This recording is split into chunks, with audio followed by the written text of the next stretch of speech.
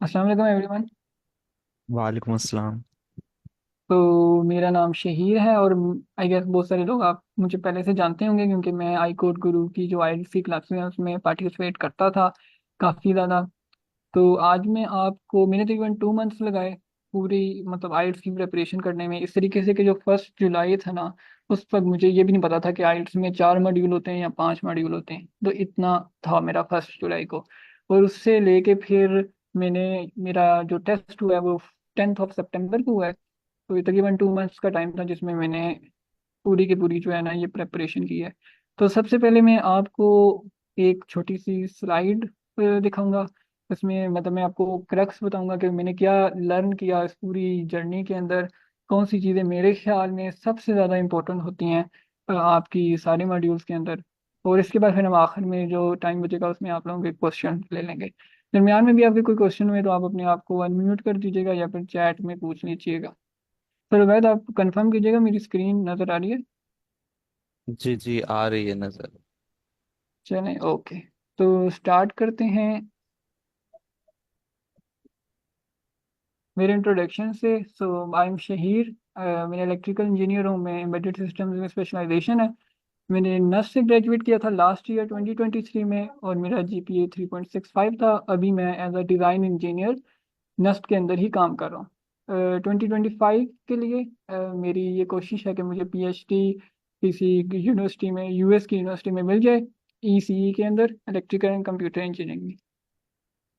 So this was my IELTS score. I got a 9 in listening, 8.5 in reading, writing में 7.5 और speaking में 7। So overall score was 8। So as you all know कि हमारे IELTS में 4 modules होते हैं और and each one of them is very important. मेरे ख्याल में आपकी जो राइटिंग और स्पीकिंग होते हैं वो थोड़े से मुश्किल होते हैं, उसमें बैंड आना इतना इजी नहीं होता क्योंकि उसमें बहुत ज़्यादा ऐसे फैक्टर्स होते हैं जो हमारे इंग्लिश लेवल पे डिपेंड कर रहे होते हैं कि हमारा इंग्लिश लेवल कितना है। खासतौर पे स्पीकिंग में बहुत सारे जो मेरे फेलोज हैं, इवन मैं बहुत ज़्यादा स्ट्रगल किया राइटिंग के अंदर भी। लेकिन मेरे ख्याल में अगर आपने हाई स्कोर लेना ना, स्पेशली अगर आप 7.5 या 8 को टारगेट करें, तो ये जो 2 मॉड्यूल्स है ना, लिसनिंग और रीडिंग, ये बहुत ज़्यादा आपके लिए इम्पोर्टेंट होने चाहिए। इसमें आप लोगों ने कोई मार्जिन नहीं छोड़ना। इसके अंदर कोशिश करें कि आप अपने मॉक टेस्ट के अंदर ही 8.5 से 9 स्कोर कर रहे हों।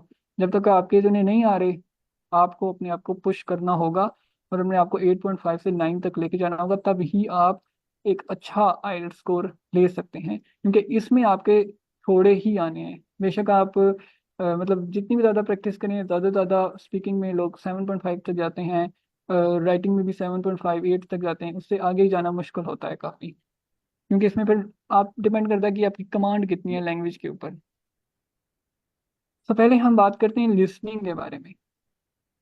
लिसनिंग जो है वो सिर्फ फोकस की गेम है। आपको जितना आपका अच्छा फोकस होगा उतने ही ज़्यादा आपका स्कोर आएगा। तो फोकस फोकस फोकस। जब आप लिसनिंग का टेस्ट कर रहे होंगे तो आपको जो आपका स्पीकर है उसको 100% कंसंट्रेशन देनी होगी। आपने कुछ और सोचना नहीं है इस दौरान, कुछ और देखना नहीं है, कोई डिस्ट्रक्शन नहीं होनी चाहिए। उसको सुने कि वो कहना क्या चाहता है और फिर साथ साथ क्वेश्चंस को सॉल्व करें। अच्छा, अब ऐसा होता है कि हर पार्ट के एंड पे आपको 1 मिनट या 30 सेकेंड्स दिए जाते हैं अपने आंसर को रिव्यू करने के लिए। स्पेशली आपका जो पार्ट 1 और पार्ट 2 होते हैं उसमें आपको थोड़ा ज़्यादा टाइम मिलता है। तो पार्ट 1 के क्वेश्चंस थोड़े इजी होते हैं, पार्ट 2 और पार्ट 3 थोड़ा मुश्किल होता है क्योंकि इसमें आपके MCQs होते हैं। तो मैं ये करता था कि मैं, अगर मुझे लेट से 1 मिनट मिला है ना, तो मैं उसमें 5 to 10 सेकेंड्स लगाता था रिव्यू करने में। ये चेक करता था कि कोई स्पेलिंग तो मैंने गलत नहीं लिख दी है क्योंकि एक ही वर्ड होता है।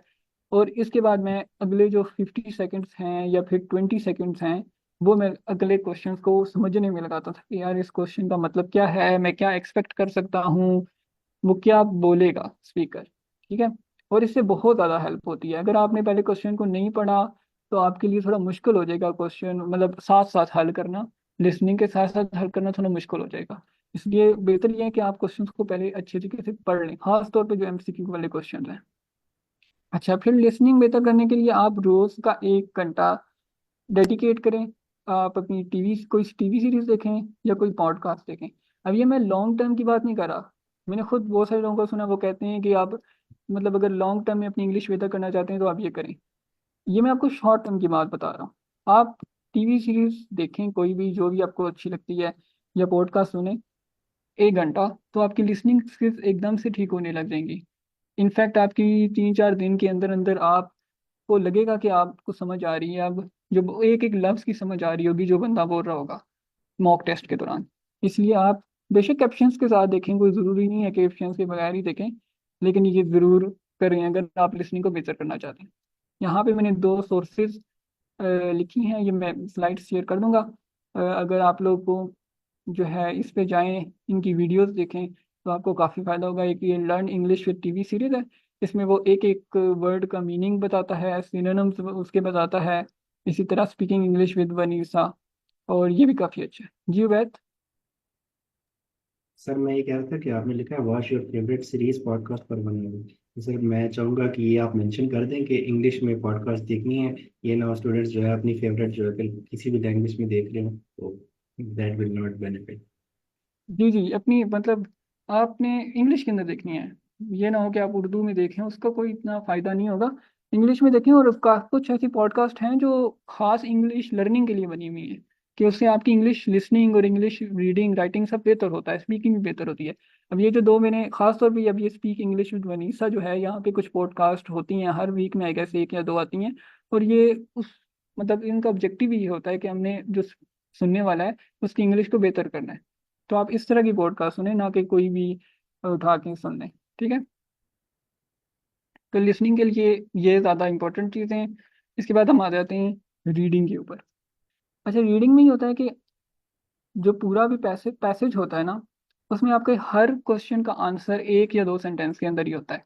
पूरे पैराग्राफ के अंदर या नहीं होता, 1 या 2 सेंटेंस ही होते हैं। और usually fill in the blanks में तो सिर्फ एक ही सेंटेंस होता है जिसके अंदर आपका क्वेश्चन, आपका आंसर जो है वो होता है। और आपने नैरो डाउन करना होता है उस सेंटेंस को। आपने देखना है कि किस सेंटेंस में मेरा क्वेश्चन लाइक करता है, आपने इसको हाईलाइट करना है, उसको 1-2 दफ़ा पढ़ना है, आपको आंसर समझ आ जाएगा कि क्या है।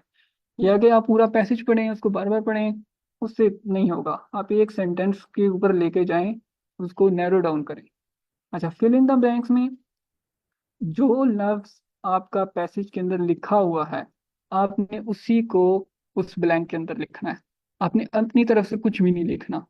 फॉर एग्जाम्पल, अभी मैं रिसेंटली एक मैंने टेस्ट किया था, तो उसमें पैसेज के अंदर लिखा था साउदर्न, राइट। और जो फिल इन द ब्लैंक थी ना, उसमें मैं मॉक टेस्ट करा था, मैंने उसमें साउथ लिख दिया, क्योंकि मुझे लग रहा था कि साउथ ज़्यादा सेंस मेकर है फिल इन द ब्लैंक के अंदर, साउदर्न की बजाय। वो मेरा गलत हो गया। ठीक है, तो जो भी लफ्ज लिखा उसकी कोई और फॉर्म नहीं लिखनी, उसको प्लूरल नहीं बनाना, अगर प्लूरल है तो उसको सिंगुलर नहीं बनाना। जो भी लिखा हुआ है एग्जैक्ट, बल्कि अगर कॉपी पेस्ट का ऑप्शन है तो बस कॉपी पेस्ट करके आप वहीं ब्लैंक में डाल दें। ठीक है। अच्छा, ट्रू फॉल्स नॉट गिवन जो होते हैं, उसमें आपको पहले स्टेटमेंट पढ़नी पड़ती है काफ़ी केयरफुली, 1 से 2 दफ़ा आप उसको पढ़ें, समझें कि वो क्या कह रहे हैं। मे भी आप उसको बेशक अपनी उर्दू में ट्रांसलेट कर लें दिमाग में, ताकि आपको समझ आ जाए कि वो बोलना क्या चाह रहे हैं। और इसके बाद इसमें भी जो है ना, आपका एक ही सेंटेंस के अंदर आंसर होता है यूजुअली। TFNG के अंदर भी आपका एक ही सेंटेंस होता है पैसेज में, जिसके अंदर उस एक स्टेटमेंट का आंसर होता है। और यूजुअली सिनोनिम्स और एंटोनिम्स यूज हुए होते हैं। ठीक है, पहले थोड़ा सा अजान की ब्रेक कर लेते हैं। अजान हो रही है यहाँ पे। ठीक है।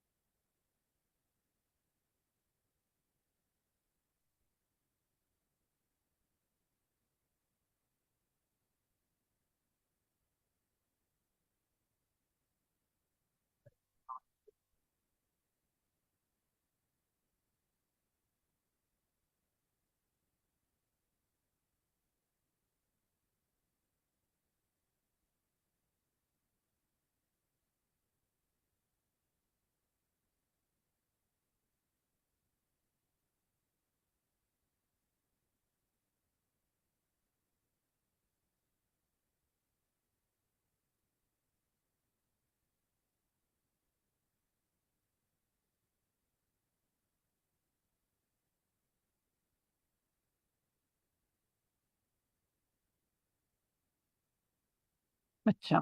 अच्छा, तो सिनोनिम्स और मतलब रीडिंग के अंदर ना ज़्यादा गेम इसकी होती है, जैसे मैंने लिसनिंग में बताया ना कि लिसनिंग में होती है फोकस की गेम, जितना फोकस बेहतर होगा उतना। और रीडिंग में सिनोनिम इंटोनिम्स की गेम होती है सारी। यूजुअली स्टेटमेंट के अंदर जो आपका जो क्वेश्चन होगा ना, उसके अंदर जो चीज़ लिखी होगी ना, जो वर्ड्स यूज हुए होंगे, उनके सिनोनिम्स यूज हुए होंगे पैसेज के अंदर, आपने वो सिनोनिम्स ढूंढने हैं। ठीक है। और जब आपको सिनोनिम मिल जाएंगे ना, तो आपको आंसर भी मिल जाएगा साथ ही। तो आपको इसमें थोड़ा सा बेहतर होना पड़ेगा। आपको पता होना चाहिए कि सिनोनिम्स एक वर्ड के क्या हैं। फॉर एग्जांपल आज एक बंदे ने मुझे किया था मैसेज, और वो उनसे एक गलत हो गया। अब उसमें लिखा हुआ था स्टेटमेंट में यंग वर्ड, और जो पैराग्राफ था उसमें लिखा हुआ था चाइल्डहुड। अब ये दोनों सिनोनिम्स थे, तो इस तरह के सिनोनिम्स आपको ढूंढने पड़ेंगे और आप फौरन आपको आंसर मिल जाएगा। अच्छा, ये तो आपके fill in the blanks on TF-NG का था। जो मैच द हेडिंग और ये है ना इंफॉर्मेशन कंटेनिंग क्वेश्चन, जिसमें आपको लिखा होता है कि इसमें पैराग्राफ में कौन सी मतलब किस पैराग्राफ में कौन सी इंफॉर्मेशन होती है, वो थोड़े से डिफरेंट होते हैं। उसमें आपको हर पैसेज को पढ़ना पड़ता है। ठीक है। और मैं यूजुअली ये करता था कि मैं पहला पैसेज पढ़ता था, पहले मैं स्टेटमेंट्स नहीं पढ़ता था।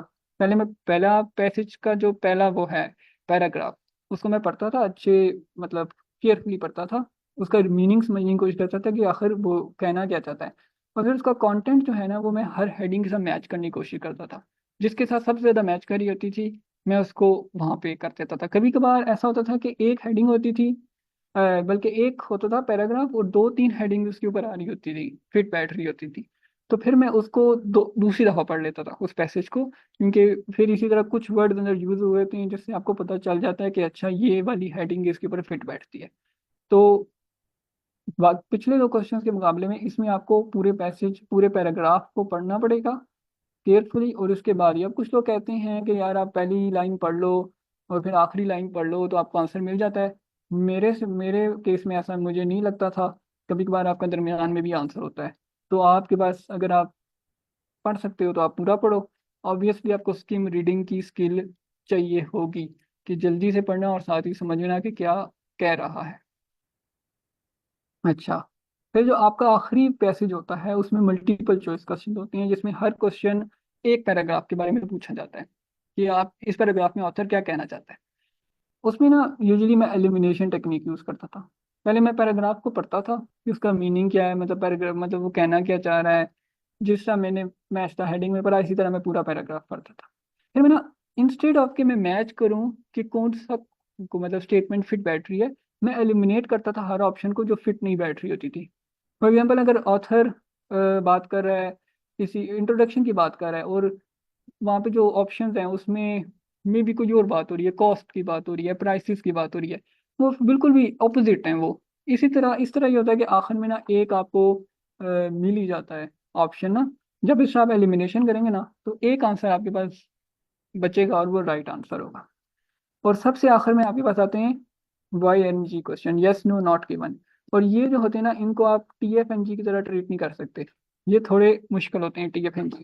तो मैंने TF-NG में आपको बताया था कि एक ही स्टेटमेंट में आपका आंसर होता है, लेकिन YNG में एक स्टेटमेंट में एक सेंटेंस में आपका आंसर नहीं होता। YNG यूजुअली जो होता है ना, वो आपसे ये पूछ रहा होता है कि ये जो स्टेटमेंट है इसका मीनिंग अलाइन करता है पैसेज के साथ या नहीं। ठीक है। वो ये नहीं पूछ रहा होता कि ये एग्जैक्ट वही चीज़ है या ये एग्जैक्ट ऑपोजिट है। वो ये नहीं पूछता, वो मीनिंग की बात कर रहा होता है। तो इसमें थोड़ा सा ज़्यादा आपको ना मेहनत, इसीलिए जो आखिरी पैसेज होता है वो सबसे ज़्यादा मुश्किल होता है। उसमें आपको थोड़ा ज़्यादा ध्यान से पढ़ना होता है, इसीलिए आपको I guess I would say कि 25 to 30 मिनट्स आखिरी के लिए चाहिए होंगे, आखिरी पैसेज के लिए। अच्छा, अब यह है कि अगर आपसे रीड नहीं होता, आपके पास स्किम रीडिंग आपसे नहीं होती, आप मुश्किल हो रही है फोकस होने में, तो फिर आप ऐसा करें कि रोज़ अपना 1 घंटा जो है ना, आप डॉन ई पेपर पढ़ा करें। ठीक है। डॉन ई पेपर पूरा पेपर नहीं पढ़ना, सिर्फ आपने एडिटोरियल पढ़ना है और ओपिनियन पेजेस पढ़ने हैं। ये सिर्फ 2 पेजेस होते हैं। ये मैं आपको शो कर भी देता हूँ यहाँ पे। ठीक है। अब मैं भी पहले ना, मेरे से नहीं हुआ करता था, मेरे से रीडिंग स्क्रीन के ऊपर, क्योंकि जो लोग CPT दे रहे हैं उनको पता होगा कि स्क्रीन के ऊपर रीडिंग करना बहुत मुश्किल काम होता है। तो मैं जब ये अखबार पढ़ना शुरू हुआ ना, मैंने 6 मंथ तक ये पहले पढ़ा था पिछले साल। तो उससे ये हुआ कि मैं बहुत ही मतलब कंफर्टेबल हो गया। और स्किम रीडिंग की भी मेरे यहीं से मैंने सीखी थी, क्योंकि मैं पढ़ पढ़ के इतना आदी हो गया था कि मुझसे स्किम रीडिंग मुझे आ गई थी।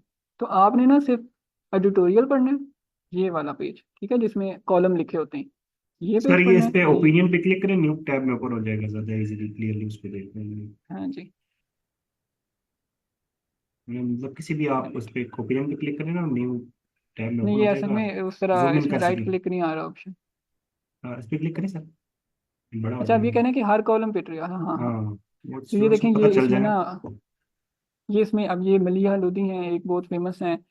ये इसका पूरा नावल, ये इन्होंने बहुत मुश्किल इंग्लिश यूज की होती है, इससे आपको सिनोनिम्स भी पता चलेंगे, आपको वोकेबलरी आपकी बिल्ड होगी, जो भी आप पढ़ रहे हो ना, यहाँ से पढ़ना शुरू करते हो, कोई आपको नहीं समझ आ रहा बट आप उसको सर्च करो गूगल पे, यार इसका क्या मतलब है।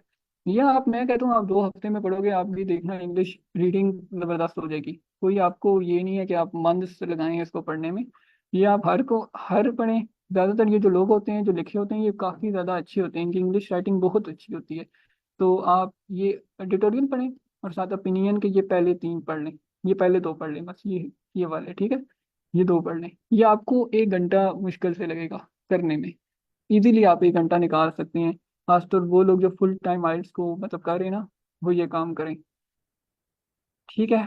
ये हमारी यहाँ तक होगी रीडिंग, और वो हो गई, लिसनिंग हो गई। अब आते हैं राइटिंग के ऊपर। अच्छा, राइटिंग जो होती है ना, वो लोग समझते हैं कि कोई बहुत बड़ी गेम चाहिए होती है, और हम पता नहीं, हम तो इंग्लिश में हैं ही खराब, हमें तो इंग्लिश आती ही नहीं है, हम कैसे करें। हालांकि राइटिंग में ना, अगर आप अपनी ग्रामर, पंक्चुएशन और स्पेलिंग, ये 3 चीज़ें अगर ये आप ठीक रखने की कोशिश करते हो ना, तो आप ऑलरेडी 7 से ऊपर जा सकते हो। ठीक है, ज़्यादातर आपकी मिस्टेक्स, क्योंकि ना आपकी ना उसकी भी मिस्टेक्स होती हैं कंटेंट की, लेकिन आपने एक भी स्पेलिंग गलत लिख दिया ना पूरे पैसेज के अंदर, तो आप समझ लो आपका 0.5 बैंड नीचे आ चुका है। ठीक है, एक स्पेलिंग गलत लिखने से। अगर आप 2-3 मतलब ज़्यादा मिस्टेक्स कर रहे हो स्पेलिंग में, तो फिर आपका नहीं आना बैंड। पंक्चुएशन के भी इश्यूज होते हैं, कोमा कहाँ पे लगाना है, किधर नहीं लगाना। ग्रामर के अंदर मैं ये कहूँगा कि जो मेन मिस्टेक्स होती हैं उसको आप अवॉइड करें। ठीक है, जैसे कुछ लोग सब्जेक्ट वर्ब एग्रीमेंट जो है, उसको देखें कि अगर आप पास्ट में बात कर रहे हैं तो वाज यूज कर रहे हैं, एक पूरे सेंटेंस में आप वाज पहले यूज करें फिर इज यूज करें, इस तरह का काम ना करें। मेजर जो मिस्टेक्स हैं उनको अवॉइड करें। मेरी ग्रामर आखिर तक ठीक नहीं हुई थी, मैं आखिर तक आर्टिकल्स के इश्यूज करता था, वो अब थोड़ी मुश्किल चीज़ें होती हैं आर्टिकल को ठीक करना। ठीक है, वो थोड़ी मतलब माइनर मिस्टेक्स में आ जाती है ना चीज़ें, माइनर ग्रामेटिकल मिस्टेक्स होती हैं, आपने मेजर ग्रामेटिकल मिस्टेक्स को अवॉइड करना है। अगर आप सीबीटी दे रहे हैं तो आपकी टाइपिंग स्पीड बहुत ज़्यादा मैटर करेगी। अगर आपसे टाइपिंग नहीं होती, आप लेट्स सपोज 20-30 वर्ड पर मिनट कर रहे हैं, तो आपसे नहीं लिखा जाएगा इतना ज़्यादा वहाँ पे। ठीक है, आपकी टाइपिंग स्पीड अच्छी होनी चाहिए। मेरी टाइपिंग स्पीड बहुत ज़्यादा तेज़ थी, मैं 80 वर्ड पर मिनट तक लिख लेता हूँ। तो मैंने तकरीबन 670 वर्ड्स लिखे थे टोटल, दोनों मिला के ना। मेरा 270 वर्ड्स का था टास्क 1, और 400 वर्ड्स का था टास्क 2। और ये मैंने इस तरह लिखा था कि मेरे पास आखिर में 10 मिनट रह गए थे रिव्यू के लिए, और मैंने बैठ के रिव्यू भी किया था सब कुछ। तो टाइपिंग स्पीड आपकी बेटर करेगी। लंबा ऐसे, कुछ लोग कहते हैं कि ना लिखें। अगर आप कंफर्टेबल हैं लिखने में, आपकी ग्रामर सही जा रही है, तो ज़रूर लिखें। अगर आपके पास कंटेंट है लिखने को, उससे आपकी टास्क अचीवमेंट के स्कोर बढ़ते हैं। ठीक है, लेकिन नहीं टाइपिंग स्पीड अलाउ कर रही, तो फिर छोटा ही लिखें, थोड़ा ही लिखें, बस 170 तक लेके जाएं टास्क 1 को, और 270-280 तक लेके जाएं।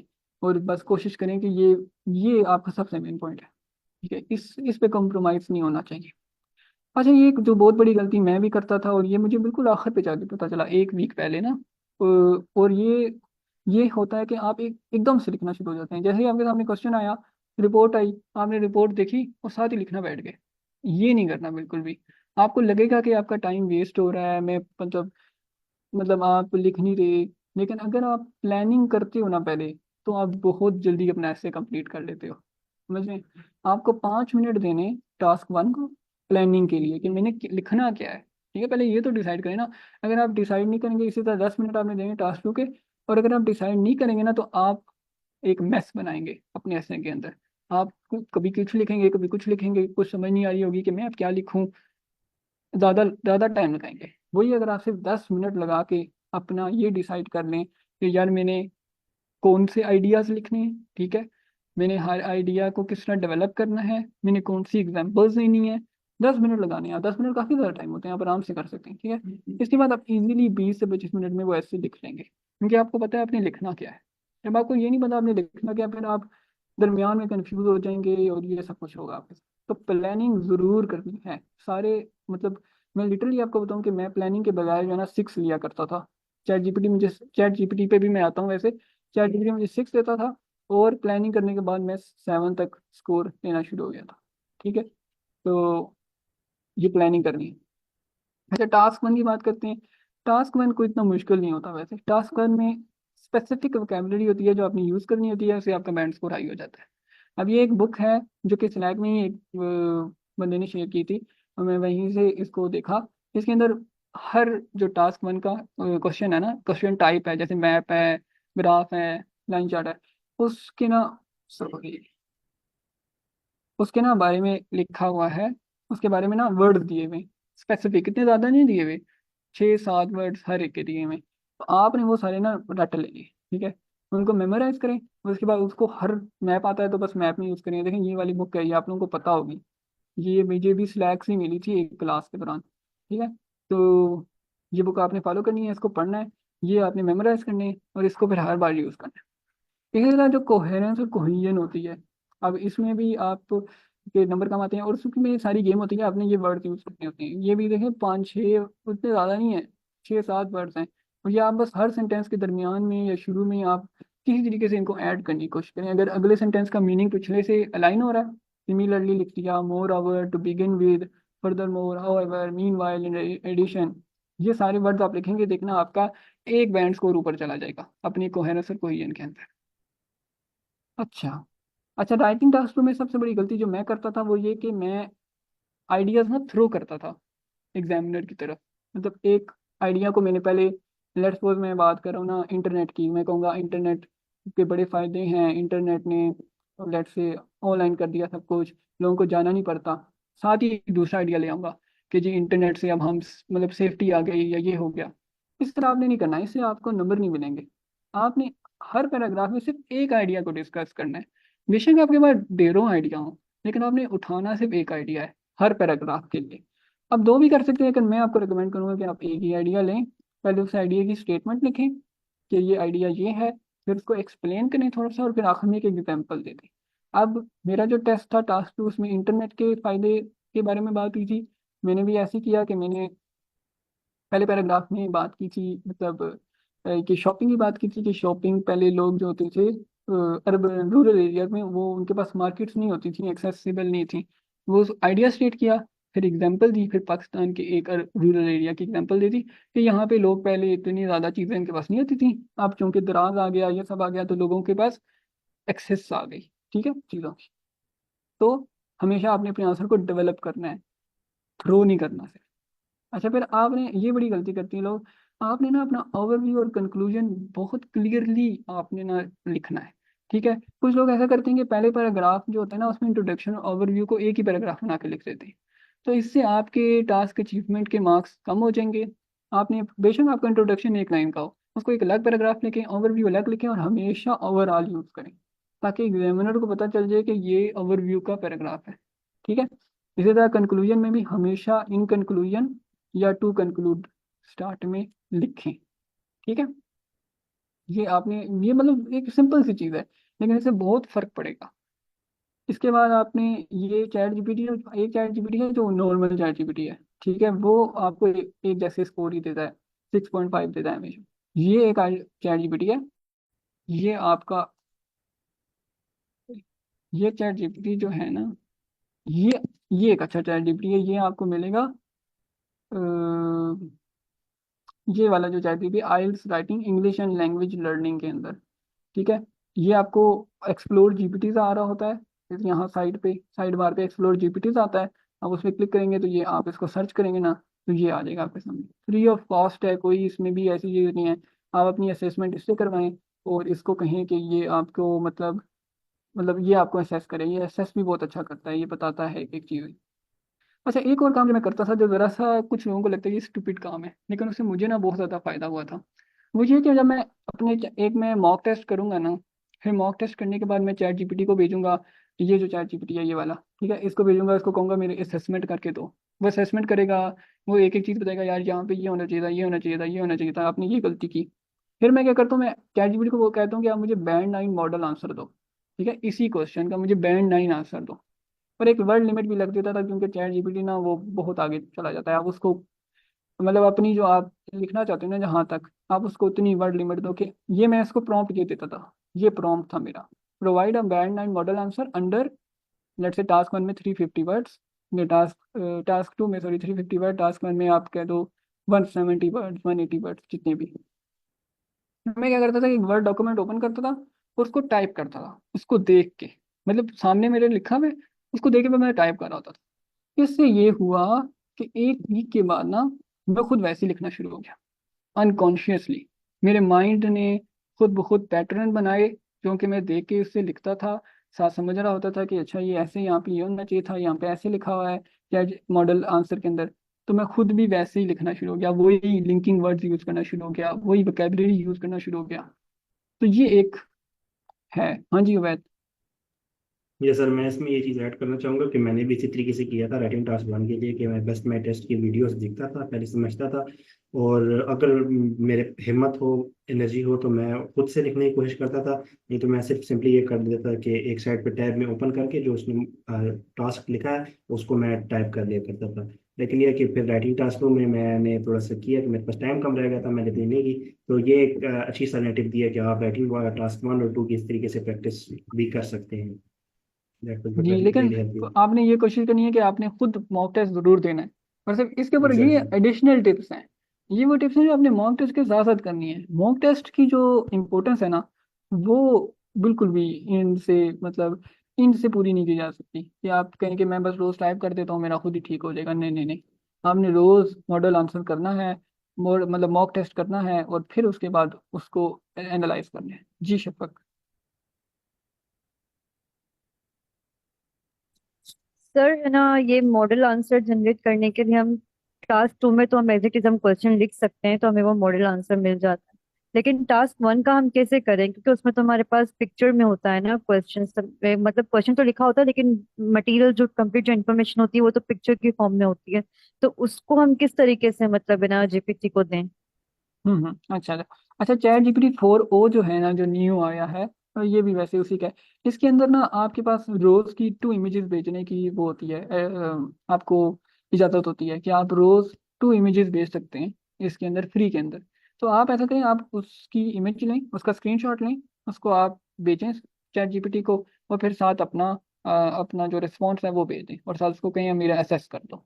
इसके सर मैं बाद जब सर मैं इसमें ऐड जी करना चाहूँगा कि इसके अलावा क्लॉड जो है ना, वो उसको अगर आप यूज़ करें तो वो more than two images, 3 to 4 ज़्यादा इमेजेस आपको वो दे देता है। लेकिन वो उतना अच्छा फिर नहीं है चैट जीपीटी वाले लेवल पे नहीं। लेकिन ये कि वो काम भी आप कर सकते हैं, क्लॉड भी यूज़ कर सकते हैं जी। अगर आप 2 दिन की लिमिट एक्सीड कर चुके हैं। अब ये है कि आपने रोज के वैसे एक ही मॉक टेस्ट करना होता है, उससे ज़्यादा तो आप करेंगे तो आप बर्न आउट हो जाएंगे। तो एक मॉक टेस्ट के अंदर 2 ही इमेजेस हैं, जो आपने टास्क 1 की और टास्क 2 की लेनी है। तो वो दो इस तरीके से पूरी हो जाती हैं, मतलब मुझे तो नहीं इशू आया कभी कि हो। तो इस वजह से ना आप इस तरीके से ये काम कर सकते हैं। इसके बाद ओके। हम चलते हैं स्पीकिंग में। अच्छा, स्पीकिंग जो है सबसे मुश्किल मॉड्यूल मुझे लगता था, लेकिन सबसे ज़्यादा इंटरेस्टिंग भी था। अगर आप लोग ऐसे हैं जो कि like बहुत ज़्यादा बातें करने वाले हैं, आपको बहुत बातें करने का बहुत शौक है, तो स्पीकिंग मॉड्यूल की प्रिपरेशन आपको सबसे ज़्यादा मज़े की लगेगी। लेकिन ये सबसे मुश्किल भी है, और ये इसको डेवलप करने में थोड़ा टाइम लगता है। ठीक है, इतनी जल्दी ये डेवलप होती नहीं है, इसमें आपको काफ़ी प्रैक्टिस करनी पड़ेगी। और स्पीकिंग की game practice practice practice. Speaking सिर्फ और सिर्फ प्रैक्टिस का नाम है, कंसिस्टेंसी का नाम है। आप एक दिन भी, लेट्स सपोज आप 2 महीने से बात कर रहे हैं, ठीक है, और अगर आप अंदर 1 या 2 दिन ऑफ ले लेते हैं, तो आपकी स्पीकिंग आप भूल जाएंगे इंग्लिश कैसे बोलते हैं। ठीक है, तो आपने बिल्कुल एक दिन भी मिस नहीं करना। आपने रोज तक, मैं तो कहूँगा अगर आप फुल टाइम आइल्स के स्टूडेंट्स हैं, आप 3 to 4 आवर्स रोज के लगाएं और आप रोज इंग्लिश बोलें। मॉक टेस्ट आप एक ही दें, बट वैसे आप नेचुरली बोलें। ये भी हम इन ऑनलाइन प्लेटफॉर्म्स के ऊपर भी आते हैं कि मैं कहाँ पे जाता था, मैं कहाँ किन लोगों से बातचीत करता था, और वहाँ पे हर वक्त लोग अवेलेबल होते थे। जिस टाइम पे मैं सुबह फजर के टाइम पे जाऊँ या मैं रात को 12 बजे जाऊँ, हमेशा लोग वहाँ पे होते थे बात करने वाले। ठीक है, तो आपने रोज के 3-4 घंटे जब भी आप फ्री हो, आपने बोलना है इंग्लिश, नेचुरल इंग्लिश बोलनी है। रोज का एक मॉक टेस्ट जरूर करना है, और कोशिश करें कि आपका मॉक टेस्ट कैम्ब्रिज से हो, क्योंकि आपका जो टेस्ट होगा वो भी हूबहू कैम्ब्रिज जैसा ही होगा। इवन जो आपका एग्जामिनर होगा वो बिल्कुल वैसे ही क्वेश्चन पूछ रहा होगा जैसे मॉक टेस्ट में लोग आपसे पूछते हैं। आप कोशिश करें कि स्पीकिंग पार्टनर एक ढूंढ लें जो सीरियस और कमिटेड हो, ताकि आप रोज एक ही टाइम पे फिर मतलब 1 घंटा उस बंदे के साथ लगाएं और आप जो है क्या कहते हैं मॉक टेस्ट करें। वो बंदा आपको फीडबैक दे, लेकिन आप अपने आप को रिस्ट्रिक्ट ना करें सिर्फ उस बंदे के साथ। आप उस बंदे के साथ सिर्फ 1 घंटा लगाएं, बाकी अब आपके पास 2 से 3 घंटे जो और है ना, वो आप बाकी लोगों से बातचीत करें और कैजुअल बातचीत करें वैसे ही, ताकि आपका दिमाग जो है ना वो इंग्लिश में सोचना शुरू कर दे। और जब आप स्पीकिंग करेंगे ना रोज 3-4 घंटे साथ, आप लिसनिंग भी कर रहे हैं, आप सुन भी रहे हैं टीवी से, आप लिटरली आपको यूँ लगेगा कि आप पाकिस्तान में रह ही नहीं रहे, आप कहीं बाहर रह रहे हो जहाँ इंग्लिश चल रही है। और इस तरीके से आपका माइंड खुद ब खुद 1-2 हफ्ते में ट्रेन हो जाएगा। ठीक है, और आपको उर्दू में सोचने की जरूरत नहीं पड़ेगी, आप इंग्लिश में सोचोगे। इसमें एक जोक मैं बता दूं आप लोगों को वैसे काफी वो नाइव जोक है। वो ये कि मैं जब स्टार्ट की ना 1 वीक में, तो मैं पूरा पूरा दिन बैठ के करता था, लिसनिंग भी रीडिंग सब कुछ करता था। और मेरा माइंड इतना ज्यादा इंग्लिश में ट्रेन हो गया था कि मैं सुबह सवेरे फजर के वक्त मेरे फादर आके मुझे उठाते थे ना, तो मेरे फादर मुझे उठाते थे, मैं उन्हें कहता था yes yes I will wake up तो वो उन्होंने बड़ा जोक इस पे बनाया कि यार ये बंदा सोते हुए भी इंग्लिश बोलता है। ठीक है, तो आपने ना अपने ब्रेन को इतना ज्यादा ट्रेन करना है। अच्छा, फिर आपने यूं ही नहीं बोलना, आपने ना अपने रिस्पॉन्सेज को थोड़ा स्ट्रक्चर करना है। अब पार्ट 1 में आपने 20 से 25 सेकंड से ज़्यादा नहीं जाना, अपने आंसर्स को शॉर्ट रखना है। हमेशा कोशिश करें कि एक स्टार्टिंग लाइन बोलें, फिर अगली 2-3 लाइनें में थोड़ी सी एक्सप्लेनेशन दें, और आखिर में एक कंक्लूडिंग सेंटेंस भी बोलें। बहुत सारे लोग ऐसे करते हैं, शुरू तो वो बड़े धड़ल्ले से करते हैं, वो बड़े पैशनेट होकर बोलना शुरू करते हैं, अब दरमियान में पहुंचते हैं ना, फिर उन्हें कंफ्यूज हो जाते हैं कि अब यार हम बोलें क्या इसके बाद। ठीक है, तो हमेशा एक लिमिट में रह के बोलें, जितनी आपकी मतलब कैपेसिटी है उस हिसाब से बोलें। स्टार्टिंग अच्छी सी लाइन बोलें, फिर उसको एक्सप्लेन करें, और फिर आखिर में कंक्लूड कर दें। ठीक है, और पार्ट 2 में आपने एक स्टोरी बनानी है, ताकि आप 2 मिनट तक आराम से बोल सकें। चाहे कोई भी क्वेश्चन आए, आपको एक स्टोरी बनानी है। आपने उस टॉपिक से रिलेटेड कोई एक स्टोरी, इमेजिनरी स्टोरी होनी चाहिए, असल हो जैसी भी हो, आपने बनानी है। फॉर एग्जाम्पल वो आपसे काइंड पर्सन का पूछ लेता है, आप उसके ऊपर एक स्टोरी बनाएं।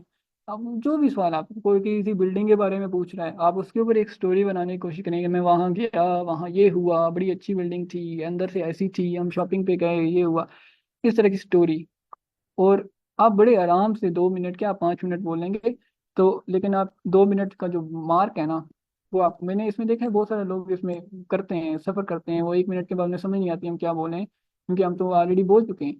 तो इस तरीके से आप 2 मिनट्स मार्क आराम से पूरे कर लेंगे। आपका वोकेबलरी होगी, आप अपनी स्टोरी बता रहे होंगे, एग्जामिनर भी इंटरेस्ट ले रहा होगा कि यार ये बंदा अच्छी बात कर रहा है, स्टोरी बता रहा है। ठीक है, पार्ट 3 में थोड़ा सा ज़्यादा बोलना होता है, पार्ट 1 की ऑपोजिट। आपको 40 सेकंड से 1 मिनट तक बोलना होता है। इसमें ये गेम होती है कि अपनी एग्जांपल्स देनी होती हैं, जितनी ज़्यादा एग्जांपल्स दे सकते हैं दें, वो अपनी लाइफ से दें, ज़रा से भी रिलेट करिए उसको, उसको साथ एग्जांपल देने की कोशिश करें। ठीक है, जितनी अच्छी एग्जांपल्स देंगे उतनी ज़्यादा जो है ना डेप्थ ऐड होगी आपकी उसके अंदर, आपके रिस्पॉन्स के अंदर। ठीक है, नेचुरली स्पीक करें, अपने आप को फॉर्मल बनाने की कोशिश ना करें, क्योंकि जो आपका टेस्ट होगा वो इनफॉर्मल सेमी फॉर्मल सेटिंग के अंदर होगा। तो अगर आप कोई जोक्स भी डाल देते हैं, कोई इंटरेस्टिंग फ्रेजेस बोल रहे हैं, इसमें कोई वो नहीं है, मसला नहीं है, तो आप बोल सकते हैं, वो इसमें आपके नंबर नहीं कटेंगे। ठीक है, अच्छा, हर बार ना खास तौर पर स्पीकिंग पार्ट 3 में आप कोशिश करें कि स्टार्ट में 1 या 2 लाइनें, हर रिस्पॉन्स के स्टार्ट में ना 1 या 2 लाइनें डालें, ताकि आपको थोड़ा टाइम मिल जाएगा यार मैंने बोलना क्या है। फॉर एग्जाम्पल अभी एक मेरा ये होता था कि अगर कोई मुझसे पूछता ना कि इस चीज़ के बेनिफिट्स क्या हैं, तो मैं स्टार्ट में वो बोल दूंगा कि आल दो इसके बड़े बेनिफिट्स भी हैं, ड्रॉबैक्स भी हैं, लेकिन इसके बेनिफिट्स ज़्यादा हैं, और इस तरह की एक लाइन मतलब ना बना के बोल दूंगा। तो जिसका भी क्वेश्चन पूछता था, कि कुछ होते हैं रिस्पॉन्सिव जिसमें आप कहते हैं yes let me think, that is an interesting question, वो I have never thought about it. इस तरह के रिस्पॉन्सिव आप 1-2 क्वेश्चंस के लिए रखें, सारों में इस तरह ना बोलें, क्योंकि एग्जामिनर को पता चल जाएगा कि आप जो हैं वो उसके साथ गेम डालने की कोशिश कर रहे हैं। लेकिन बाकी में ना आप एक जनरल सी स्टेटमेंट बोलें उस क्वेश्चन से रिलेटेड ही। ठीक है, अच्छा, ये 2 प्लेटफॉर्म है डिस्कॉर्ड के ऊपर, यहाँ पे आप जाके प्रैक्टिस कर सकते हैं, एक आइल्स प्रेप के नाम से। यहाँ पे वो लोग आते हैं जो आइल्स की प्रिपरेशन कर रहे होते हैं, खास मेरे ख्याल से आइल्स एकेडमिक ही होते हैं सारे वैसे। और दूसरा डिस्कॉर्ड इंग्लिश के नाम से सर्वर है, यहाँ पे आपको नेटिव्स मिलेंगे। ठीक है, तो आप उनके साथ भी बात करें, और अगर आप उनके साथ ज़्यादा बात करेंगे आप उन जैसा बोलने लग जाएंगे, इवन एक्सेंट भी उनका आप अडॉप्ट कर लेंगे। तो ये एक अच्छा वो है नेटिव्स के साथ बोलने का, ये आपको एडवांटेज होता है कि आप ना उनसे सीख रहे होते हो, जैसे वो आपसे बोल रहे होते हैं ना, आप सारा सीख रहे होते हो कि यार ये बंदा कैसे बोल रहा है, इतना तेज बोल रहा है, मैं भी ऐसे बोलने की कोशिश करूँ। और खुद वो खुद बोलने लग जाते हो आप, कोई आपको एफर्ट नहीं करनी पड़ती, आपका माइंड खुद पैटर्न बना लेता है। तो आपकी प्रेपरेशन स्ट्रेटेजी अब 5 मिनट में डिस्कस कर लेते हैं और फिर आपके पास क्वेश्चन लेते हैं, ठीक है। तो खाली प्रैक्टिस करने का कोई फायदा नहीं है। अगर आप बस प्रैक्टिस किए जा रहे हैं, रोज आके लिसनिंग करते हैं, रीडिंग करते हैं, इसके बाद देखते भी नहीं है कि आपने किया क्या था, आपका 7.5 आ रहा है या 6.5 आ रहा है, तो क्यों आ रहा है, 8.5 क्यों नहीं आ रहा, 9 क्यों नहीं आ रहा, तो आपको कोई फायदा नहीं है। आप देखना टेस्ट में भी 7.5 ही लेंगे, आप 8.5 नहीं ले सकते। तो आपको कॉन्शियसली प्रैक्टिस करनी होगी, आपको समझना होगा एक एक चीज को कि मैं क्या गलत कर रहा हूँ या कर रही हूँ। उसका तरीका ये है कि आप अपनी एक डायरी रखें अपने साथ, ठीक है, डायरी आप जाके खरीद लें और उसके अंदर ना अलर्ट से आपने लिसनिंग किया, जो जो आंसर गलत थे वो आपने मिस्टेक्स नोट डाउन करनी है कि यार मैंने आंसर ये गलत क्यों किया, क्या रीज़न थी, क्या मैं कर सकता था जैसे ये आंसर ठीक होता। तो आप अपने अपनी मिस्टेक्स ना सिर्फ लिसनिंग में, रीडिंग में, राइटिंग में, इन तीनों में आपने अपनी उसके अंदर नोट डाउन करनी है। नेक्स्ट डे पे आपने, जब आप टेस्ट कर रहे होंगे, तो आपने वो डायरी अपने साथ रखनी है, ठीक है, वो मिस्टेक्स आपने साथ साथ देखनी है कि यार मैं इसको दोबारा रिपीट ना करूं।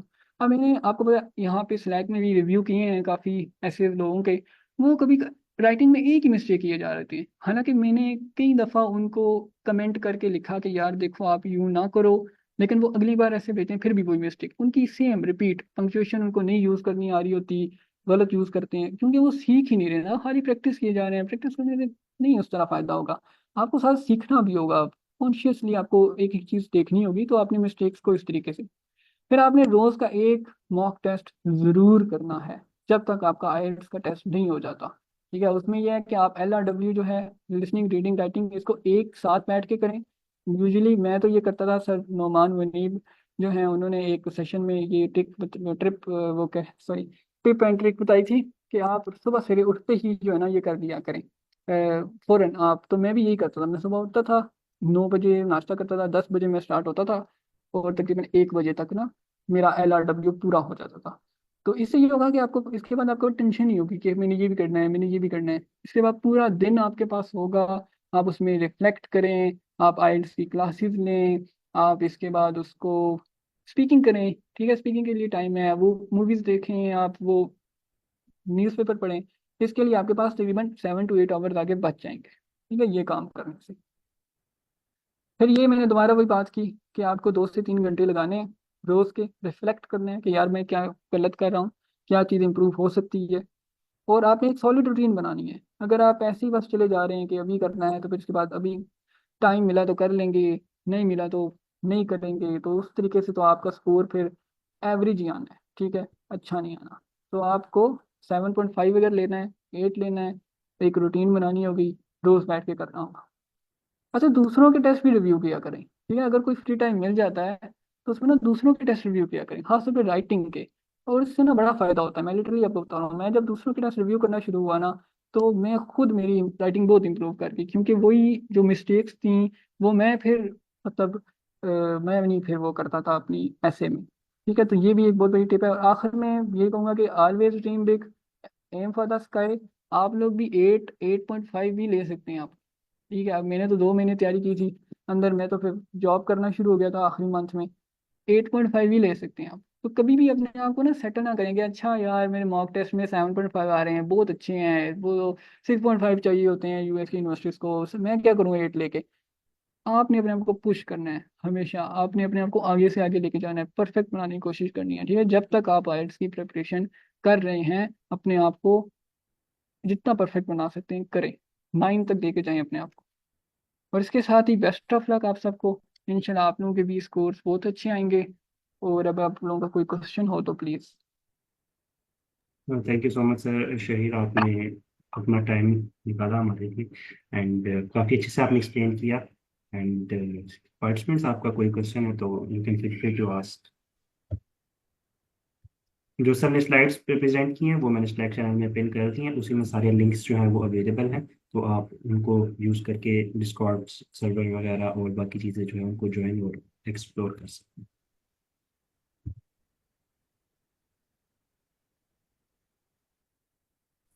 जी अस्सलाम वालेकुम। अच्छा सर, जैसे कि आपने बताया कि लिसनिंग रीडिंग राइटिंग जो है वो आप एक फ्लो में करें, तो इवन दो कि मेरी मतलब वो डाइट भी हेल्दी है, बट मैं ना मतलब जब लिसनिंग करता हूँ फिर जब रीडिंग पे आता हूँ ना, तो उसके जो पैसेज थ्री में जो एमसीक्यू रह जाते हैं, तो उसमें एनर्जी लेवल काफी लो होता है। फिर बस ये होता है कि यार चलो भगाओ भगाओ बस। तो फिर राइटिंग जो है वो जरा थोड़ी देर बाद करता हूँ। तो इसकी क्या आप रिकमेंड करेंगे इसके लिए? मतलब मैंने सर आइल्स बुक कर लिया है, सर कोई शहीद, तकरीबन मैं 10 आंसर डेज कर दूं में। उसका? हाँ जी जरूर। सर शहीद ने जैसे मेंशन किया कि आप सुबह फर्स्ट टाइम जो उठ के जो पहला काम आपने ये करना है कि नाश्ता किया, उसके बाद आपने कोई और काम करने से पहले आप जो है ना आइल्स लेके बैठ जाए। तो ये है कि आहिस्ता आहिस्ता जो है ना आपका स्टेमिना बिल्डअप हो जाएगा। तो ये बस आपका जो है ना वो स्टेमिना बिल्डअप नहीं हुआ हुआ, तो इसलिए वजह से आपको राइट जिस जब आप रीडिंग में आते हैं तो आपको थोड़ी फ्रस्ट्रेशन होती है आपको। तो ये चीज़ तो उसी चीज़ से कवर हो गई। ये मैं यहाँ से एक बात इनको कहूँगा कि यार आप लोग में से जो लोग जिम कभी गए हों या कभी को एक्सपीरियंस हुआ जाने का, वो अब पहले दिन जो बंदा जाता है ना उससे तो वो 5 किलो वाला भी नहीं उठाया जाता। वो उसका स्टेमिना नहीं होता वो, बिल्कुल ना आखिर पे उसका ये हालत होती है कि मरने वाली हालत हो चुकी होती है, ठीक है। लेकिन जब आप 1 महीना जाते हो ना 2 महीना जाते हो, उसके बाद आप देखते हो कि वही बंदा जो होता है ना वो 10 किलो उठा रहा होता है, और उसके अंदर स्टेमिना भी होता है, वो बिल्कुल सही जा रहा होता है। तो ये भी इसमें भी यही है, आप ये तो आपका प्रैक्टिस के साथ स्टेमिना आपका बिल्ड होता जाएगा, और आप आस्ता आस्ता आपको नहीं थकन होगी फिर। दूसरा सर चैट में क्वेश्चन है कि how to make a routine. मैं इस पे ये कहूँगा कि आप जो है ना अपने घर वालों को अल्लाह हाफिज़ बोल के दरवाज़ा बंद करके अपने कमरे में बैठ जाएं। और जब तक आपकी ना आइल्स की तैयारी ना, मतलब आपने अपना LRW नहीं कर लिया, लिसनिंग रीडिंग और राइटिंग की प्रैक्टिस नहीं करी, तब तक अपने कमरे से बाहर ना आए। तो इस तरीके से आपकी बन जाएगी। बाकी सर शहीद आप इसमें क्या कहना चाहिए, रूटीन किस तरीके जी से मैं करना तो यही कहूँगा कि आपको ये तो काम आपको खुद ही करना होगा कि आप किस तरीके से एक सॉलिड रूटीन बना सकते हैं, और अपने ना एक एक मिनट को ना रिकॉर्ड करें। ठीक है, आपको पता है मैं ना 1 साल पहले, उससे पहले मुझे इस चीज़ का नहीं पता था, 1 साल पहले मैं एक सिलिकॉन वैली कंपनी थी वहाँ पे मैंने काम किया था ना। बहुत ज़्यादा वर्कोहॉलिक लोग थे, बहुत सही काम कराते थे, आपसे 12 12 घंटे काम कराते थे। वहां पे ये था कि आपने एक एक मिनट को रिकॉर्ड करना होता था अपने, कि आप क्या कर रहे हो इस मिनट के अंदर। उन्होंने गूगल शीट बनाई होती थी हर घंटे की, किस घंटे में आपने क्या किया है। तो मैं कहूँगा कि आप भी इस तरीके से करो अपना, मतलब गूगल शीट बना लो, या फिर कोई भी बहुत सारी एप्स भी होती हैं वो भी आप यूज़ करो, और फिर पूरा दिन रिकॉर्ड करो। इस तरीके से ही आप एक अच्छी रूटीन बना सकते हो। अच्छा, ये नूर कह रही हैं कि जी स्टार्ट में ही मॉक टेस्ट फुल करना चाहिए। अच्छा नूर, इसमें मैंने बताऊँ क्या किया था कि मैंने ना सबसे पहले अपने आप को, मैं डायरेक्ट मॉक टेस्ट पे नहीं किया था जब मैंने आइल्स की तैयारी शुरू की थी ना जुलाई, 1 जुलाई से। मैंने ऐसे किया था कि पहले मैं आइल्स की क्लासेस में आना शुरू हुआ था, आई कोड गुरु की, और रोज़ की मैं 6 से 7 क्लासेस जितनी भी होती हैं सारी लेता था, ताकि मैं ना फेमिलराइज हो जाऊँ कि यार आइल्स होता क्या है, और इसके अंदर कितने मॉड्यूल्स होते हैं, हर मॉड्यूल में क्या एक्सपेक्ट किया जाता है। और मैंने तकरीबन 10 15 दिन क्लासें ली, मुझे एक एक चीज़ का पता चल गया आइल्स का, और उसके बाद फिर मैंने मॉक टेस्ट शुरू किए। ठीक है, और फिर पूरे पूरे मॉक टेस्ट करने हैं, हर मॉड्यूल से नहीं शुरू करने हैं आपने। और जी ये जो सर। क्लासेस होती हैं इसमें भी मॉक टेस्ट हो रहे होते हैं, इससे फिर आप दूसरों के साथ करोगे तो आपको एक एक चीज़ का पता चलेगा कि आपने कौन सी टेक्निक्स यूज़ करनी है, क्या करना है। ये सर मैं इसमें फर्दर ऐड करना चाहूँगा कि आप फेमिलराइज करने के बाद ना आप स्टार्ट कर दें, लेकिन कोशिश करें कि जितना जल्दी आप आइट से फेमिलराइज हो जाए, आपको हर चीज़ का डिटेल में पता चल जाए, तो आप शुरू कर दें। तो मैंने भी एक ये मिस्टेक की थी कि मैं पूरा महीना जो है ना अपने आप को फेमिलराइज ही करता रहा, और उसके बाद फिर जब मैं, मेरा जो टारगेट था कि मैं अगस्त में दे दूँ, तो मैं उसको अचीव नहीं कर पाया, मुझे जो है डिले करना पड़ा। तो ये है कि आप जो है ना जैसे ही आप फेमिलराइज हो जाए उसके बाद आप शुरू कर दें अपनी। अच्छा, इसके लिए एक जो है ना मैं वेबसाइट आप लोगों को रिकमेंड करूंगा, जहाँ पे ना बहुत मिनिमम लिखा होता है और टू द पॉइंट चीज़ लिखी होती है, और इससे मुझे बड़ी हेल्प हुई थी। मैंने तकरीबन 1 वीक के अंदर ही मुझे हर चीज़ का पता चल गया था। ये आइल्स लिस्ट की वेबसाइट है, आप लोग मुझे पहले से पता हो। वहाँ पे ना एक एक चीज़ टू द पॉइंट लिखी है कि क्या एक्सपेक्ट करना है, कैसे चीज़ आएगी क्या आएगी। तो फैमिलिराइज आप आराम से उनसे, मतलब 1 वीक में भी कर सकते हैं। इस वेबसाइट पे जाके सारे जो आर्टिकल्स है ना सारे पढ़ें। जी sir Rehan. Sir thank you so much. अच्छा मुझे थोड़ा सा आप गाइड कर दें कि आप रीडिंग में जो एमसीक्यूज के लिए स्ट्रेटजी कैसे आप करते थे उसको, क्योंकि मुझे थोड़ा टाइम लग रहा है इसमें, तो मैं देखना चाह रहा हूँ आप सजेस्ट कर दें तो मैं फिर उसको भी ट्राई करके देखता हूँ। रीडिंग में भी एमसीक्यूज और लिसनिंग में भी एमसीक्यूज। अच्छा, अच्छा, लिसनिंग में तो मैंने आपको बताया ना कि एमसीक्यूज हल करने के लिए पहले आपको उनको पढ़ना पड़ेगा अच्छे तरीके से। और जो आपका पिछला है ना, पार्ट 2 और पार्ट 1, उसमें आपको रिव्यू के लिए नहीं टाइम लगाना, बस 5 सेकंड आपने लगाने हैं, बल्कि पाँच भी, बस स्पेलिंग चेक करनी है आपने कि ठीक लिखे हैं या नहीं। अगर कोई रह गया तो उस पर तुक्का मारना है और आगे चला जाना है। ठीक है, और जितना अच्छे से आप समझेंगे उन एमसीक्यूज को, उतनी ही अच्छी, जब वो बोल रहे होंगे तो आपको समझ आ रही होगी कि ये क्या बोल रहे हैं और आपने किस पे टिक करना है। ठीक है। रीडिंग के अंदर बाकी में जो आखिरी पार्ट होता है वो थोड़ा सा डिफिकल्ट होता है, और उसमें ना थोड़ी ज़्यादा तवज्जो चाहिए होती है आपकी, आपको ज़रा ज़्यादा तवज्जो से पढ़ना होता है पैराग्राफ को। और यूजुअली ये पूछा जा रहा था कि ऑथर कहना क्या चाह रहा है। ज़्यादातर कहते हैं कि पहले पैराग्राफ में ऑथर क्या कहना चाह रहा है, ऑथर इस बंदे के बारे में क्या कहना चाह रहा है। तो आपने आपने ये समझना है कि यार वो बंदा आपसे बात कर रहा है। ठीक है, जो ऑथर है वो रीडिंग के जरिए आपसे बात कर रहा है, आपने उसको समझना है, मतलब पढ़ना है। उसके बाद आपको जब मीनिंग समझ आ जाएगा तो आप बड़ी इजीली ना एमसीक्यू सॉल्व कर लेंगे। और वो मैंने आपको टेक्निक बताई थी एलिमिनेशन की, कि इंस्टेड ऑफ मैच करने की कि कौन सी, मतलब कौन सी स्टेटमेंट जो है वो इस मीनिंग के साथ मैच कर रही है, आप दूसरी टेक्निक ऑपोजिट पे जाएं। आप ये देखेंगे कौन सी मैच नहीं कर रही, और इस तरीके से आपके पास एक स्टेटमेंट ही बचेगी।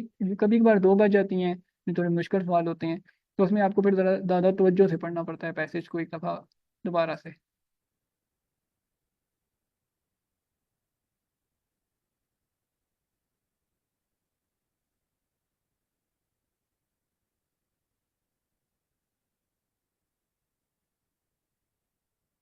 अच्छा, हारिस खान कह रहे हैं कि जी मैं 6 से 6.5 ले रहा हूँ और मैं इम्प्रूव कैसे करूँ। अच्छा हारिस, इसमें ना मैंने वही आपको बात बताई कि आपको ना सबसे पहले एक वर्ड में मिस नहीं करना जो बंदा बोल रहा है। आपको एक एक वर्ड उसका सुनना है। अगर आपको ये लग रहा है ना कि यार मेरे से खुद ब खुद मिस हो रही हैं चीज़ें, मुझे समझ नहीं आ रही बोल क्या रहा है, बहुत तेज़ बोल रहा है या उसका एक्सेंट ऐसा है कि मुझे नहीं समझ आ रही, फिर आपको साथ टीवी सीरीज देखने की ज़रूरत है, ताकि फिर आपको समझ आना शुरू हो जाएगी कि इंग्लिश बोली कैसे जाती है। ठीक है। और अगर आपको समझ आ रही है एक एक लफ्ज़ और फिर भी आपका इतना स्कोर आ रहा है, तो उसमें फिर ये है कि आपको ना, मतलब आप अभी भी शायद फोकस नहीं कर पा रहे, या फिर आपने पहले क्वेश्चंस को ठीक तरीके से नहीं पढ़ा, आप सिमल्टेनियसली उनको सॉल्व नहीं कर पा रहे, आप अंदर मिस कर जाते हो आंसर्स, और मिस कर जाते हो तो फिर आप अगले 2-3 भी मिस कर जाते हो। ठीक है, ये एक चीज़ है। तो सर मैं एक छोटी सी यहाँ पे ना एक एग्जांपल देना चाहूँगा कि बचपन में हम सभी ने टॉम एंड जेरी कार्टून देखे हैं, तो कुछ लोग तभी भी देखते हैं मेरे जैसे। तो उसमें ये होता है कि जब जब वो टॉम जो है वो जेरी को पकड़ रहा होता है ना, तो वो डिफरेंट, हर बार जो है ना वो एक नई टेक्निक लगाता है, कभी क्या चीज़ ले आता है, कभी कोई मशीन से उसको अटैक करता है, कभी कुछ करने की कोशिश करता है। तो हर बार वो एक जो है ना नई चीज़ जो है वो कर रहा होता है। लेकिन अगर टॉम यही करे कि जो उसने एक चीज की है उसको थोड़ा सा इम्प्रूव कर ले, तो वो जो है वो ज्यादा जल्दी उसको पकड़ सकता है। तो ये जो मैं क्वेश्चन देख रहा हूँ ना, तो इसमें ये है कि आप लोगों ने अपनी जो है ना, देखना है कि आप स्ट्रेटेजी क्या फॉलो कर रहे हैं और इसमें आप क्या इम्प्रोवाइज करके कैसे कर सकते हैं। इन दी एंड इट्स ये है कि आपसे बेहतर रिव्यूअर कोई नहीं है आपका। ठीक है, आप ही अपने आप को जज कर सकते हैं, हाँ, अच्छा मेरे यहाँ पे वीकनेस है और मुझे इस चीज़ को इम्प्रूव करने की ज़रूरत है। अगर आपने ये चीज़ मास्टर कर ली तो आप बहुत जो है ना, ये चीज़ आपको पूरी ज़िंदगी में काम आएगी कि आप जो है अपने आप को इम्प्रोवाइज कर सकेंगे। लर्निंग, कंटिन्यूस लर्निंग इसी चीज़ का नाम है। तो आप देखें कि कहाँ पे जी आपका एग्जैक्टली। अभी कल जो को अपनी रिसर्च में भी जाना है, तो रिसर्च में तो होता ही ये काम है कि आपने इसी तरीके से एक ऑलरेडी चीज़ को पकड़ के इम्प्रूव करना होता है। अच्छा, नेक्स्ट क्वेश्चन में वो पूछ रही है कि आप राइटिंग के बारे में बताएं, मैं बहुत ब्लैंक होती हूँ क्या लिखूं, और मैं जो है वो कैप को इम्प्रूव करूँ या ग्रामर को। मैं आपको कहूँगा कि आप ग्रामर को इम्प्रूव करें, वो कैप की बजाय ग्रामर पे फोकस रखें। कोई बुक भी अगर बहुत ही खराब ग्रामर है, समझ ही नहीं आ रही कैसे सेंटेंस टेंसेस क्या होते हैं या वो क्या होता है, वो फिर आप बुक पढ़ लें कोई ग्रामर की, या यूट्यूब पे वीडियोस देख लें। और ब्लैंक जो है आपको आइडिया नहीं आ रहे, वो आप फिर वही ना डॉन का ई पेपर पढ़ें। उसमें ऑलमोस्ट आप उसको एक वीक पढ़ेंगे तो आपको सारी बड़ी बड़ी जो चीज़ें हैं ना, बड़े बड़े जो टॉपिक्स हैं उनके बारे में खुद ही नॉलेज हो जाएगा। फॉर एग्जांपल क्या ही टॉपिक्स होते हैं, क्लाइमेट चेंज होता है, इकोनॉमी होती है, ये सारी चीज़ें ऑलरेडी डॉन में कवर हो रही होती हैं, वो करंट अफेयर्स पे बात कर रहे होते हैं, तो आपको आइडिया हो जाएगा मैंने लिखना क्या है। ठीक है। अच्छा, ये मैम का जी। क्वेश्चन है कि व्हाट यू सजेस्ट, एक सेकंड मैम, शफा का आपका क्वेश्चन हम लेते हैं। What you suggest about IELTS registration, should a person process by IDP और ब्रिटिश काउंसिल। मैम, जो भी आपके घर से नियरेस्ट सेंटर है ना, उसमें आप सेलेक्ट कर लें। और अभी ये है कि लास्ट मंथ ब्रिटिश काउंसिल का की सेल चल रही थी, उन्होंने 10% का डिस्काउंट दिया हुआ था, और इस मंथ जो है वो आईडीपी ने डिस्काउंट दिया हुआ है। तो अगर आपने इस मंथ रजिस्टर करना है तो आप आईडीपी को देख सकती हैं। और इसमें काफ़ी सारी चीज़ें हैं, आपने प्रोज एंड कॉन्स देखने। इन दी एंड दोनों का जो वो है, मार्किंग क्राइटेरिया दोनों का सेम है, दोनों जो है वो कोई डिफरेंस नहीं करते। दोनों का जो इन्वायरमेंट है एक जैसा होता है। Equipment, staff behaviour, each and everything जो है वो कोई इसमें डिफरेंस नहीं है। तो whichever is nearest to your home and whichever is offering you less amount of fees, तो go for it. Yes ma'am, ma'am Shafaq, you can ask your question. Sir पहले मैं ना लिसनिंग में ये करती थी कि मतलब अगर वन गो में अगर मेरा सही नहीं हुआ ना, अगर मेरा बैंड कम आ रहा है, तो फिर मैं ना कुछ देर के बाद मैं दोबारा अटेम्प्ट करती थी उसी टेस्ट को, और फिर मेरा टेस्ट मतलब फिर मेरा स्कोर सही आता था। लेकिन फिर मुझे ये लगने लगा कि ऐसा ना हो कि मेरा माइंड इसी चीज के लिए ट्रेन हो जाए कि नहीं, वन गो में नहीं करना, सेकंड गो में सही हो जाता है, तो मतलब फिर वो चीज मैंने बंद कर दी कि दोबारा रीअटेम्प्ट नहीं करना। तो मैं ये पूछना चाह रही थी कि ये अप्रोच ठीक है या नहीं, या फिर मतलब है ना सेकंड अटेम्प्ट कर लेना बेहतर है अगर वो सही, अगर नहीं हो रही कोई चीज तो। अच्छा, मैं इसमें कहूँगा कि हाँ जी बिल्कुल, ये भी अच्छी टेक्निक है, लेकिन मैं ना आपका जो 1 आवर है ना रिफ्लेक्शन वाला, मैं इसको ना उस चीज़ में एडजस्ट करने की कोशिश करूंगा कि आपने पहले एक दफ़ा वन गो में आंसर किया, आपके गलत हो गए। अब जो आपने जब रिफ्लेक्ट करना है ना, अपनी मिस्टेक्स निकालनी है, तो वो आप ऐसे निकालेंगे कि आप ट्रांसक्रिप्ट पढ़ेंगे, उसको दोबारा से प्ले करेंगे, ठीक है। तो आपको पता चलेगा अच्छा ये तो इस तरीके से बोल रहा था, और मैंने तो इसको इस तरीके से समझ लिया, ठीक है। तो दोबारा टेस्ट मैं कहूँगा कि आपको दोबारा टेस्ट उसी वक्त नहीं देना चाहिए, उसी दिन अगर आप पूरे का पूरा टेस्ट दे रही हैं। आप तकरीबन 1 वीक या 2 वीक्स का मार्जिन रखें कि आके फिर आप भूल जाएं आंसर्स को, और फिर दोबारा उसी टेस्ट को दोबारा हल करने की कोशिश करें। लेकिन अगर मतलब आप ना ट्रांसक्रिप्ट उसकी पूरी देखें और उसकी ऑडियो दोबारा सुने रिफ्लेक्शन वाले आवर के अंदर कि मैंने मिस्टेक्स क्या की हैं और मैं कैसे उसको बेहतर कर सकती थी। Okay. Yes, yes ma'am, Fatima please ask the question. हमारे पास लास्ट मिनट है, तो ये हमारा सर। लास्ट क्वेश्चन है। जी। जी सर, शाहिद मुझे आपसे ये पूछना था, जो आप मॉक टेस्ट देते थे वो आपने जेलाइल्स पे किस तरह से दिया? वो भी सारे इकट्ठे ही वन गो में ही देते थे? और वहां पे जो अब मैं जेलाइल्स प्रैक्टिस कर रही हूँ, मतलब मुझे क्वाइट डिफिकल्ट लगता है, रीडिंग भी जो है वो काफी डिफिकल्ट है। तो आप उसको किस तरीके से करते थे जेलाइल्स जो मॉक टेस्ट? अच्छा, ये आपने